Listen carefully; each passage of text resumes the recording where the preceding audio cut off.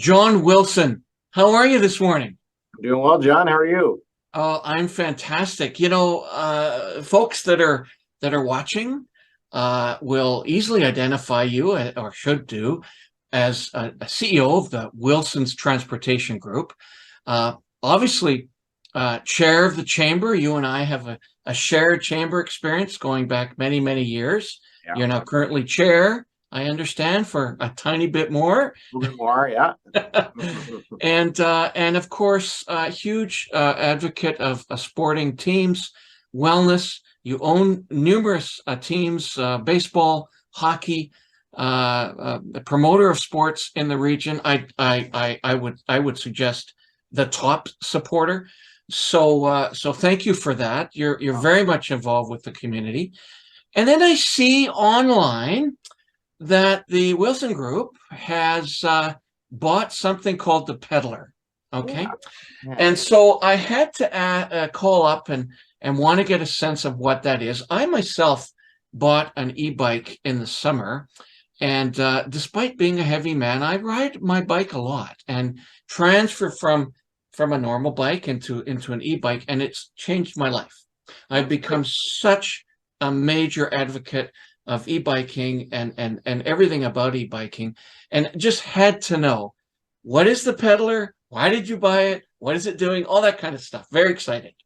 Yeah, the Peddler's been around for numerous years, and we'd done some work with them. So the Peddler is a pedal bike and electric bike rental and tour company. It's based out of Huntington Manor, right down there downtown, right across from the Clipper. And it's a just a neat little business. They have a an area at the front of the hotel, facing the water, a courtyard area that the Peddler is based out of. Myself and my business partner John Varga and his son, actually Jordan Varga, who just recently moved from Calgary. We're looking for a business that Jordan could run. And John, as you know from being a longtime Victorian yourself, our roads are getting taken up with a lot of bicycle paths, which Yes. so as our buses are losing room on the roads and to bikes, we thought if you can't beat them, join them, right? So, but no, all joking aside, it's a very cycling friendly city. Lots of bike paths, both in the downtown core and outside the downtown core. And e-bikes has brought a whole new demographic into biking. You mentioned about yourself, but many people, 50 plus who probably biked in their younger years but hadn't for a long time, are now looking at this, with the Galloping Goose Trail and as I mentioned, the bike lanes throughout Greater Victoria has become a really trendy thing. Well, that's worldwide, as bicycling in Europe is huge. So we found we've owned it for just coming up on a year right now, and it's just far exceeded our expectations. It's Oh, been no kidding. That's great. absolutely, yeah. The cruise ship business is large. A lot of people like seeing the city by bike for sure. And yeah, so we're happy with it, and it's another step into our green movement with the Wilsons Group as well. So, mhm. Well, there's the politics of bike lanes. There are two parts to the bike lane topic. One is getting them built. We're not going to talk about that. We're gonna reflect for a moment here on once they're built. Okay. And I have been taking advantage of these bike lanes. They are extraordinary. So for anyone stuck in the politics of it, go ahead, stay there. But go and take advantage of these bike lanes. They are phenomenal. And then there are arterial bike lanes that take you off the main roads. Right. So, along a quadra, there's another one that takes you all along quadra right into town. You're not on a main roadway at all. And then you hit the multiple bike lanes in town. They're really fabulous. And the bike lanes, along Wharf and in front of the Empress. I mean, this is and in talking to the e-bike retailers, these folks, they're just busy. They're so busy. Yeah. You know, they're just, these e-bikes are flying out the door, and people go, well, they're so expensive, and oh man, I got to mortgage my house. Well, in relationship to what? Like in relationship to a healthy life that you might gain 20 years because you're biking more. I think that cost is infinite, really. Absolutely. Yeah. So are you actually, so you've had it for a year. So are you making sales in the off season as We well? do, yeah. We have very much a same model of as a car rental company, whereas we buy the bikes new. We buy them from a company out of Calgary, MJM e-bikes, which Okay. we're looking at becoming their representative here in Oh, Victoria. So we may be opening up a second retail storefront near our Capital City Station, our bus station in oh downtown, yes, of outside of course. Douglas, Yeah. to represent them here in town. But again, the model is particularly with the e-bikes is to buy them, rent them, and sell them a year or two down the road. Oh, I see. So Okay. it becomes much like the car rental business. You get a slightly used. We take the depreciation on it, obviously, at the front end, but you get a slightly used, well-maintained bike at a perhaps maybe a wholesale cost instead of a retail cost. Well, isn't that fascinating? And you mentioned the rental car business. I don't think a lot of folks know that eventually those cars are sold, and because they have to be in top condition, as a liability for Yeah, the customer, they're actually good vehicles. And absolutely. so you have a good business model right here. Yeah. Hey, here, how about this? I'm really just fascinated with this e-bike stuff. I love it. When I'd been a biker for quite a long time, and there's actually you have to sort of adapt to the e-bike. It's quicker. It sort of moves. There's some acceleration to it, and they're heavier. Okay. Do you have to provide a bit of training for customers? For sure. Uh, For sure, yeah. Jordan and his team, again, Jordan Varga runs it for one of our partners, runs it for the team, for our group. And yes, there is, there's waivers. There's, unfortunately, as you know, in Victoria, there's a little bit of a problem with theft of bikes in downtown Victoria. So there is some insurance that can be bought. And because unfortunately, if you don't lock up your bike correctly or don't lock it up at all and take your eye off it, it'll be gone pretty quick. We had a couple of those instances this summer, which was unfortunate. Yeah, there's a full training. I believe the whole process takes, I'm going to say it 10 to 15 minutes. As Yeah. you know, they're pretty simple.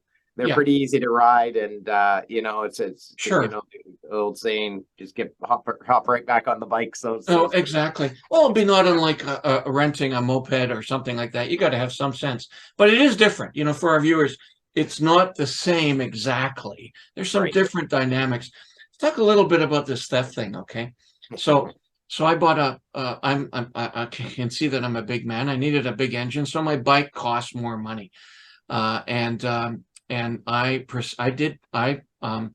bought some bike insurance. And I actually have 4 locks. I mean, I really overdid it. But that's because e-bikes are the #1 theft item on the sort of street crime scene. Yeah. So I suspect you spend quite a bit of time with people over leaving the bike to go have an ice cream or something. That's right. Yeah, I know Jordan, and again, and his team there, they stress upon people. But as you know, we live in a beautiful city, beautiful climate. It's very easy to get distracted. And yeah, I mean, from the stories I've been told, the couple that have gone missing, it was a matter of maybe a minute, if less, if not less, and the bike was gone. Is that Fortunately, we did recover one at the end of the season. There's a okay? gentleman in downtown Victoria riding one, and one of our tour guides saw it and knew it was a peddler bike and approached him. And the gentleman was okay to give it up Fortunately, the guide was a rather large individual, and the person driving the bike decided not to Oh, to man. give up the bike rather than have the confrontation, shall we say. John, I think you're at the beginning of an explosion. If we think this is an explosion, I think it hasn't even happened yet, of people getting onto e-bikes, and the more and more old guys like me advocating and getting excited about e-bikes, the more people are going to go, well, if he can do it, then I can do it. So I can see how the business is built around tourism and around the tourism season. You're going to get a lot of people wanting to do tours and that. So maybe as we finish up here, tell me a little bit, how do we get in touch with you, and how do just, our local folks take advantage of this extraordinary opportunity? Sure. Well, again, the Peddler, we're open year round, and it's down in front of the Huntington Manor, across the street from where the Clipper comes in. So pretty easy Access. access.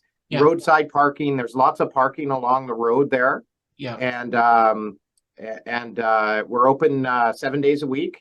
Like 9 to 5, I believe. Sorry. Okay. And Okay. and of course, it's this www.peddler thepeddler.com then, and you can get the information.